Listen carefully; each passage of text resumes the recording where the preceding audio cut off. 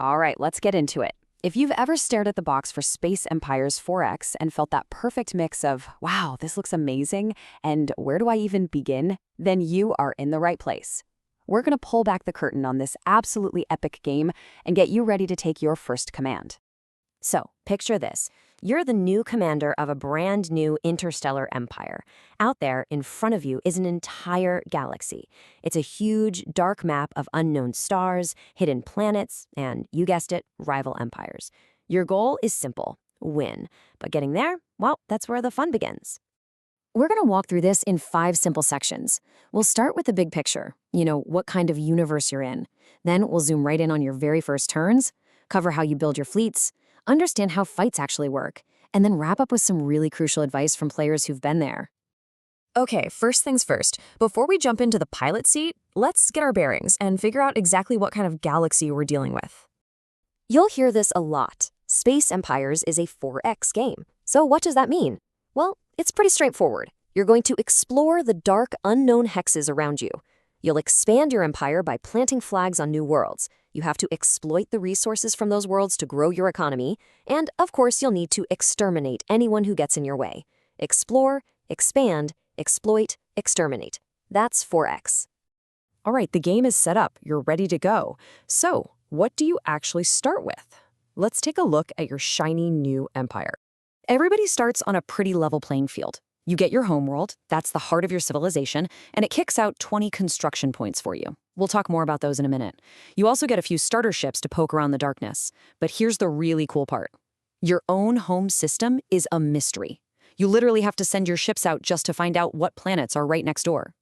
Now, the rhythm of the game is super important. It's not just one person takes a turn and then the next. Instead, every player gets to move, fight, and explore. Then the next player goes.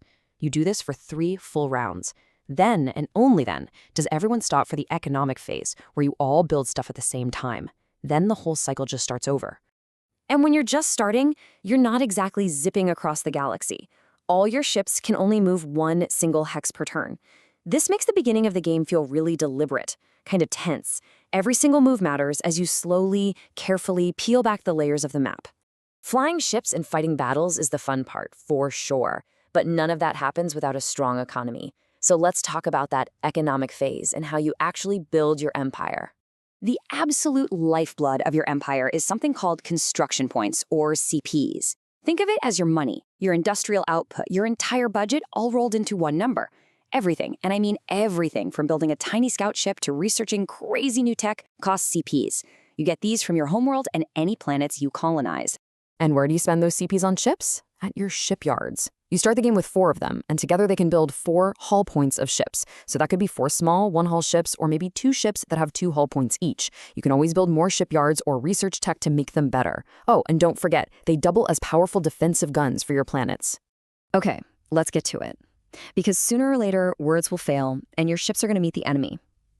It's time to break down what happens when the lasers start flying. Every ship in the game boils down to 3 key stats. First is attack strength. Super simple. To score a hit, you roll a 10-sided die and hope you get that number or lower. Then there's defense strength. This makes a ship harder to hit. And finally, hull size. That's basically its health, how many hits it can take before it blows up. You can really see how this works with the starter ships. A scout, it's pretty flimsy, only hits on a 3 or less. A destroyer is your workhorse, hits on a 5 or less. But look at the cruiser. Now we're talking. It hits on a 6, it has a defense of 1, and a hull size of 2. That means it's tougher to hit, and it can take twice as much damage as a destroyer. It's a real beast. Now, when you see those big, juicy stats on a cruiser or even a battleship, it is so tempting. And this is probably the #1 mistake new players make.